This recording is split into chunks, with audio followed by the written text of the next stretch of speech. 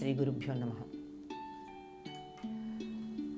కాలాన్ని భగవత్ స్వరూపంగా ఆరాధించటం భారతీయుల సంప్రదాయం. భగవత్ స్వరూపంగా ఆరాధించేటటువంటి కాలాన్ని లెక్క కట్టడం అన్నది ప్రపంచంలో ఉన్న అన్ని జాతుల వారు చేస్తూనే ఉంటారు. ఒక్కొక్కళ్ళది ఒక్కొక్క పద్ధతి. అయితే ఎప్పుడైనా సరే పాతది పోయి కొత్తది వస్తూ ఉన్న కాలంలో సంవత్సరాన్ని ప్రారంభించటం అనాదిగా వస్తూ ఉన్నటువంటి సంప్రదాయం. మార్చి 22 లేక 23, ఆ తరువాత సెప్టెంబర్ 21 లేక 22 తేదీలలో సూర్యుడు భూమధ్య రేఖ దగ్గర సరిగ్గా ఉదయించేటటువంటి కాలం. వీటిని విషువులు అంటారు, ఆంగ్లంలో ఈక్వినాక్స్ డేస్ అంటారు. భూమధ్య రేఖ దగ్గర సరిగ్గా పగలు 12 గంటలు, రాత్రి 12 గంటలు ఉంటుంది.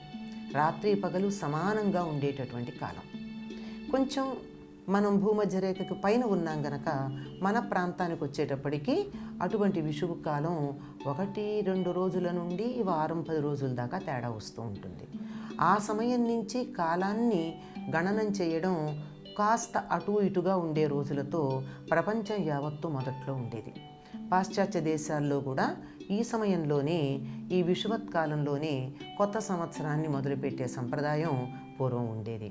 అయితే సెప్టెంబర్లో కాకుండా మార్చిలో ఎందుకు అంటే శిశిరం వెళ్ళిపోయి వసంతం వస్తూ ఉంటుంది. ఆంగ్లంలో కూడా వాళ్ళు స్ప్రింగ్ అంటూ ఉంటారు. చిగుళ్ళు వస్తూ ఉంటాయి, పూలు పూస్తూ ఉంటాయి, వాతావరణం అంతా చాలా ఆహ్లాదకరంగా ఉంటుంది.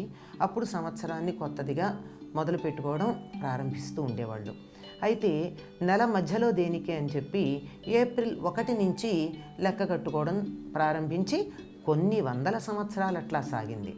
ఆ తరువాతి కాలంలో ఒక ఫ్రెంచి రాజు ఒక ఆలోచన వచ్చింది, ఇప్పటి నుంచి ఎందుకు జనవరి నుంచి మొదలు పెట్టుకుంటే బాగుంటుంది కదా అని. అలా జనవరి 1వ తారీఖు నుంచి మొదలు పెట్టడం, లెక్క కట్టడం మొదలుపెట్టిన తర్వాత జనవరి 1నేమో ఇలా అనుకున్న వాళ్ళందరూ కొత్త సంవత్సరం మొదలుపెట్టేవారు.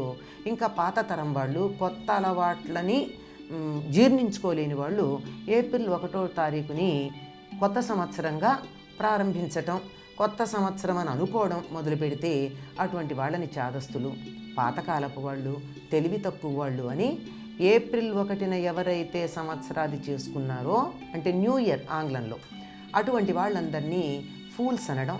అది ఏప్రిల్ ఫూల్ అనేటటువంటి ఒక సంప్రదాయంగా మనకి లోకంలో రావటం జరిగింది. నిజంగా ఇది సరైన పద్ధతి అంటే అక్కడి నుంచి 1 లెక్క పెట్టుకుంటూ వస్తేనే సెప్టెంబర్ అంటే సప్త 7వ నెల, అక్టోబర్ 8వ నెల, నవంబర్ 9వ నెల, డిసెంబర్ 10వ నెల అవటం అన్నది మనకి మార్చిలో మొదలు పెడితేనే వస్తూ ఉంటాయి. కనుక ఎప్పుడూ కూడా ప్రపంచం యావత్తు శాస్త్రీయంగా ఆలోచించినటువంటి రోజుల్లో ఈ వసంత ఋతువు ప్రారంభంలోనే సంవత్సరాన్ని లెక్కగట్టడం ప్రారంభించటం అన్నది అలవాటైంది అని చెప్పుకుంటాం. భారతీయులం, ముఖ్యంగా తెలుగు వాళ్ళం, దాక్షిణాత్యులం దీన్ని ఈనాటి దాకా కొనసాగిస్తూ ఉన్నాం.